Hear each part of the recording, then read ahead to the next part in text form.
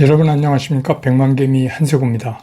8월 8일 절기는 입추인데 굉장히 더위가 폭염이 지속되는 그런 날입니다. 뉴욕 시장이 그 4일 연속 하락세를 멈추고 반등을 했습니다. 다우는 이제 30개 종목인데 특히 이제 암젠이 4% 가까이 오르면서 그 덕을 많이 봤죠. 그래서 1.16% 상승했고, 또 S&P 500은 0.9%, 나스닥도 0.61% 이렇게 상승하면서 3대 지수가 모두 상승 마감을 했습니다. 또 내용적으로 실적 발표에 따라서 종목별로 이렇게 차별화가 엇갈리는 이제 그런 흐름을 보이는 가운데, 아무래도 이번 주에 이제 CPI 발표가 있으니까 그거를 좀 기다려보는 그런 상황으로 보입니다.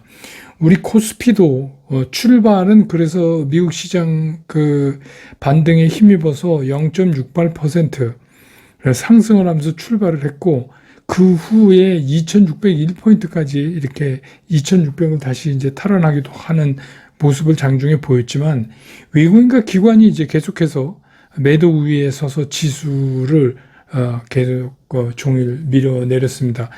장이 끝날 무렵에 외국인들이 그 매도를 조금 약화는 됐지만 매도 우위는 계속해서 유지를 했습니다. 그래서 오늘 코스피 시장에서 외국인들은 1384억 원을 순매도했고, 기관은 무려 4415억을 순매도했고, 개인이 5555억을 순매수했습니다. 그래서 오늘 코스닥 지수는 역시 이제 2573.98, 2600을 회복을 못하고 어제보다 0.26%가 다시 빠지는 그런 모습으로 마감을 했습니다. 코스닥 같은 경우도 출발은 0.4% 가깝게 상승하면서 출발을 해서 출발 당시 901.76포인트, 그러니까 900을 넘어섰었어요. 그렇지만 이제 계속해서 힘없이 등락이 이어지는데 지수는 점점 가라앉는 이제 그런 모습을 보였습니다. 오늘 코스닥 시장에서 외국인들은 244억을 순매수했고, 기관은 339억을 순매도했고, 개인이 121억을 순매수했습니다. 그래서 오늘 코스닥 지수는 892.34포인트, 어제보다 0.65% 하락을 하면서 끝냈습니다. 기술적으로 보면 이제 코스피는 5거래일 연속해서 이제 음봉이 되고, 60일 이평을 이탈했죠. 별로 좋은 시그널이 아닙니다. 그 다음에 이제 코스닥도 연 3일 음봉이 계속되면서 계속 우려를 말씀드렸던 더블톱 모습을 이제 만들어가는, 그래서 결국 코스닥도 이제 60일 사수가 문제가 되는 이제 그런 모습으로 바뀌었습니다. 환율은 오늘 서울 외환시장에서 1315원 70전, 어제보다 9원 50전이 오르면서 끝났습니다. 오늘 이제 시총 상위에서 보면 외국인들은 LG 에너지솔루션 258억 순매수, 삼성바이오 54억 순매수, 현대차 197억 순매수, 그거 이외에는 없습니다. 없고, 기관은 전부 팔았고, 포스코 퓨처엠 5억, 카카오 7억 정도 순매수한 거를 제외하고는 시가총액 상위를 전부 팔았습니다. 그 다음에 이제 코스닥에 보면 에코프로 BM을 외국인이 63억을 순매수했고요. 에코프로도 475억을 순매수했습니다. 반면에 LNF는 65억을 순매도했고, 포스코 DX는 116억을 순매수했습니다. 기관은 에코프로 BM 40억 순매수했고, 에코프로는 69억 순매수했고, LNF는 39억을 순매수했습니다. 포스코 DX는 24억을 순매도를 했습니다. 개인들은 LNF 28억을 제외하고는 전부 팔았습니다. 오늘 이제 섹터 얘기하기 전에 이제 이 전도체 얘기를 안 할 수가 없는데, 아침에 대단했죠. 그래서 이게 이제 뉴스에 글로벌 톱 4에 속하는 빅테크 중에 하나가 이 LK99 연구팀을 만들어서 가동하고 있다. 그래서 이제 이 논문 저자는 김현탁 교수 인터뷰예요. 그래서 미국, 중국 기업이 빠르게 움직이는데 우리는 대기업이 안 하고 있고 중소기업 위주로 이렇게 돼 있고, 이제 그런 얘기가 좀 나왔었어요. 그래서 이제 엄청나게 오르고, 이제 퀀텀 연구소도 이달 말에 결과를 발표하겠다.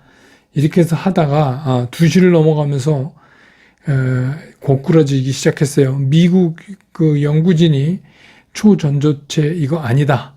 게임 끝났다. 이렇게 이제 보도가 나오면서 그렇게 됐습니다. 이게 이제 무너졌다가 다시 섰는데 이번에는 조금 강도가 이제 시간이 지나면서 점점 힘들어지겠죠. 그 다음에 이제 조선 기자재, 이건 뭐 하반기에도 말씀드린 대로 수주가 강세를 지속할 거다. 그리고 뭐 신조선가가 이제 배값이 올랐다는 거. 근데 이제 내년도 그 탱커, 우리가 이제 탱커는 사실 우리보다 중국이 많이 하죠. 그 뭐 아주 고 기술이 필요한 건 아니지만 그래도 이제 이게 본격화되면 실적 사이클이 굉장히 장기화될 전망이다. 이런 의견이 나오면서 조선 기자재 뭐 이러고 종합상사들이 이제 그 LX 인터내셔널 STX 포스코 인터내셔널 뭐 이렇게 이제 내용 있는 것들이 포진돼 있으니까 종합상사가 섹터별로는 좀 오르는 그런 모습을 보여줬고 그 다음에 이제 뭐 이거는 좀 가다가 좀 부분적으로 이렇게 죽는 이제 종목도 있었는데 설탕 얘기입니다. 인도가 가뭄 때문에 생산량이 이제 급감을 했어요. 그래서 인도가 이 설탕 수출에 대해서 또 제동을 걸 그런 가능성이 있다 이래서 이제 이걸 우려하는 거죠. 그래서 인도 가뭄으로 인해서 그 생산량이 전년 대비해서 한 3.4% 정도 줄 것이다 이렇게 추정을 하고 있어요. 그리고 인도는 이제 올해부터 바이오 연료의 사탕수수를 사용한다. 그래서 이제 이게 수출에 상당히 제동을 걸 가능성이 있다면서 이제 설탕 관련 뭐 이런 것들이 오늘 좀 올랐습니다. 그 다음에 이제 제약바이오도 좀 움직였는데 제약바이오는 계속 지금 화두가 이겁니다. 다음번 차기 선도주로 이제 2차 전지 뭐 이렇게 차기 선도주로 이제 상당히 리즈너블하다 하는 얘기도 많이 듣고 뭐 이렇게 하면서 꾸준히 지금 애를 쓰고 있어요. 예. 근데 문제는 이제 선도주가 되면 시장이 받아줘야죠. 예. 그다음에 이제 2차 전지 소재 일부 이런 것들이 움직였습니다. 개별 종목으로 보면 HTX가 인도네시아의 니켈 광산 지분을 20% 취득하는 계약을 했다 하는 것 때문에 이제 상승을 했고 오늘 시장의 특징은 한마디로 시장이 동력을 잃었어요. 시장이 동력을 잃고 또 잠시 뜨거웠던 그 단기 유동성 유입도 다시 줄었어요. 그러니까 고기 예탁금 다시 줄고 그러니까 그동안 이제 2차 전지 돈 벌었다 니까 그냥 이제 최근에 막 들어왔던 이런 것들이 이제 잘 못 가니까 지금 이제 그런 거죠. 그래서 시장에서 뭔가 새로운 그런 이제 신선한 모멘텀이 없이는 시장을 돌려 세우기가 상당히 힘든 상황 아니냐. 그러니까 뭐 그 신선한 모멘텀이라는 게 요새 얘기됐던 뭐 초전도체 이런 거 말고요. 뭔가 좀 얘기가 되는 그런 거여야지 되겠죠. 그래서 오늘 시장은 상당히 그 힘이 없는 그 시장의 그 동력도 없고 힘도 없는 모습을 그대로 보여줬다. 이렇게 정리될 수 있겠습니다.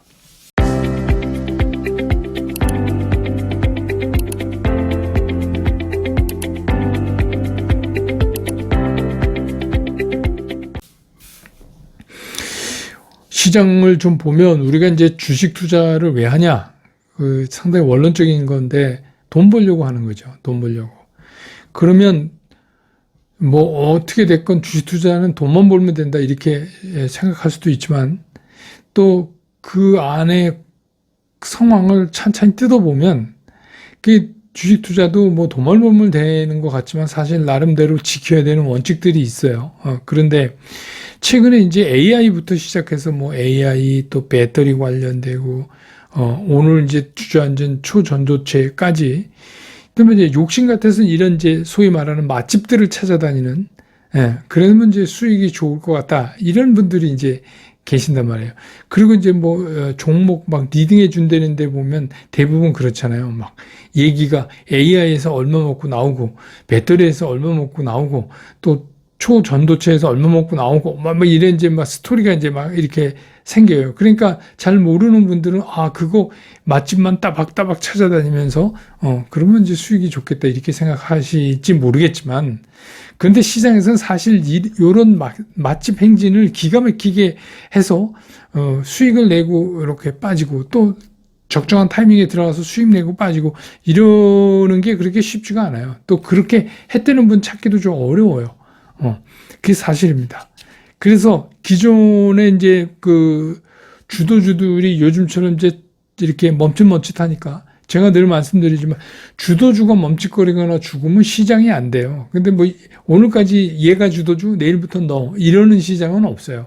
시장은 그렇습니다. 그런데 이제 자꾸 시장에서 뭐 다음번 주도주 이런 쓸데없는 얘기를 합니다. 그래서 뭐 다음번 주도주는 뭐가 된다 뭐 이러면서 그것들이 이제 요즘 같은 시장에서 막 뭔가 새 과시를 하는데 막 하루도 못 버텨요. 이틀, 3일 가면 잘 가는 거고. 그러니까 결국은 이제 그게 무엇이냐 하면은 억지로 이제 뭔가 주도주를 다음번엔 얘다. 이렇게 해서 인위적으로 맞추려고 하는 거죠. 근데 시장은 그렇게 되지가 않아요. 그래서 뭐 다음번 맛집은 여기입니다. 근데 이런 게 통하지 않는 데가 주식시장이다. 그리고 주식시장에서 소위 말하는 이런 맛집을 잘못 방문한다는 게 그 타이밍의 문제인데 그렇게 되면 늦게 가면 이건 맛집이 아니에요. 아주 철천지 원수 같은 종목이 되는 거예요. 그래서 뭐 우리가 일상생활에서 맛집 갔는데 뭐 텔레비에 나오고 막 그랬는데 가보니까 의외로 맛이 없더라. 그러면 그냥 맛없다 이렇게 해서 끝내면 되는데 주식 투자에서는 맛집을 잘못 가면 이건 큰일 납니다. 이게 대형 사고가 날 수가 있어요. 그동안에 딴 데서 조금 벌었던 거 한 칼에 다 쏟아놓고 그러고도 못 나오고 이런 이제 경우가 있어요. 그래서 주식시장에서는 이렇게 맛집 찾아다니는 그런 거를 하시면 안 돼요. 맛집 여행을 하시면 안 돼요. 그게 이론적으로는 꽤 될 것 같지만 실제로는 상당히 어렵다. 그래서 이제 제가 늘 말씀드리는 게 포트폴리오의 중요성. 포트폴리오. 그 포트폴리오를 구성해 놔야 된다. 그러니까 뭐 AI에 몰빵 쳐서 거기서 먹고 나와서 또 배터리에 몰빵 쳐서 먹고 나와서 초전도체에 몰빵 쳐서 또 먹고 나와서 그 다음에 이제 차기 맛집이 어디냐 해서 또 그렇게 될 것 같죠. 근데 실제로 그거는 현실성이 굉장히 떨어지는 거예요. 그러다가 한 번 삐끗 잘못하면 큰일 난다. 이런 얘기입니다. 그래서 가장 기본적인 게 이런 거잖아요. 내가 포트폴리오에 이거를 집어넣을 건지 말 건지를 정할 때 기본적으로 어떻게 해요? 지금 돈을 벌고 있냐? 앞으로도 벌 수 있냐? 이게 뭐예요? 수익성, 성장성. 그게 기본적으로 합격이 돼야 그래야 포트폴리오에 편입이 되는 거죠. 그리고 이제 그 다음에 우리가 뭐 해야 되냐면 매매 원칙 뭐 이런 거에 따라서 각각 매매의 타이밍을 잡는 거예요. 그 매매의 타이밍을 잡는다는 얘기는 무슨 얘기냐?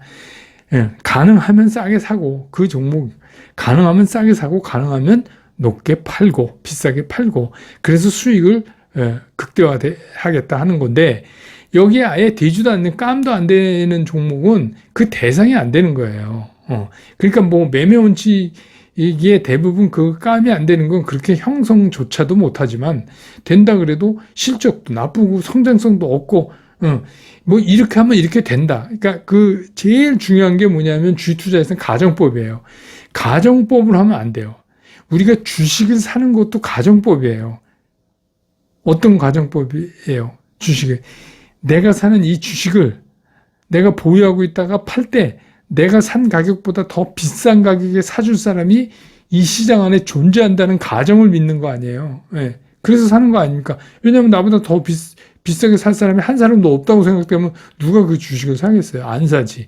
그러니까 그 가정법에다가 그 종목도 또 가정법을 얹으면 이건 굉장히 리스크가 커지는 거예요. 뭐가 이렇게 되면 대박 난다. 뭐가 하면 뭐 대박 난다.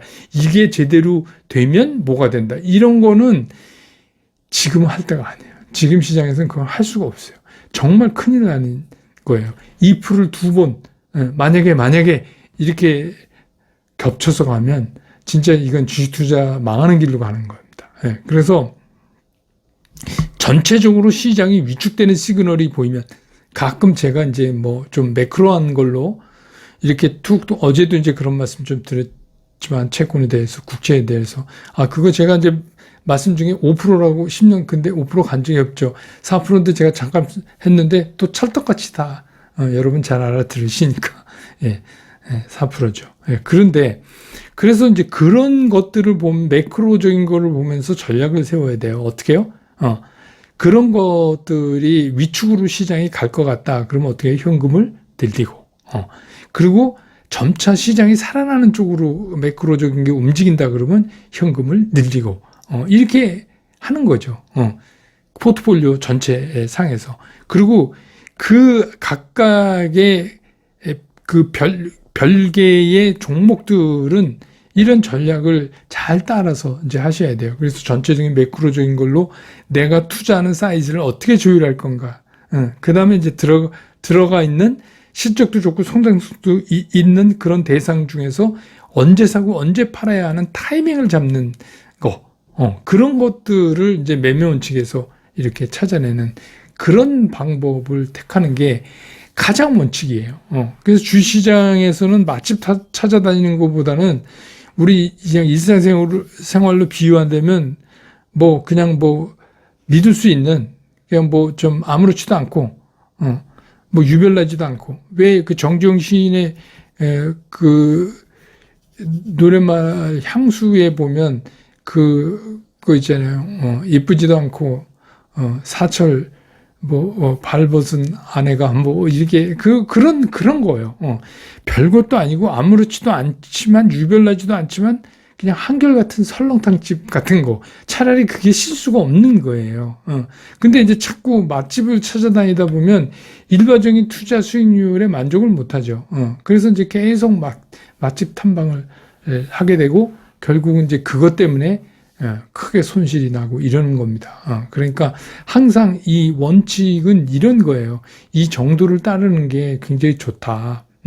그리고 이거를 따라가면서도 매매 원칙에 따라서 매수 시그널, 매도 시그널 잘 따라서 매매하시면 1년에 30% 이상 이렇게 수익 나는데 왜 그거를 안 하시고 물론 이제 갑자기 대박이 나고 싶으신 분은 해당 안 되겠지만 그럴 만큼 리스크는 커지는 거예요. 그래서 항상 원칙 사수, 특히 이제 앞으로 시장에서는 원칙이 굉장히 많이 지켜져야 될 것 같다 하는 생각을 오늘 말씀드립니다. 저는 또 오늘 이제 스쿨 회원분들이 이따 7시에 준 라이브에 다시 만나 뵙고 내일 장 끝난 다음에 다시 여러분 곁으로 돌아오겠습니다. 여러분 고맙습니다.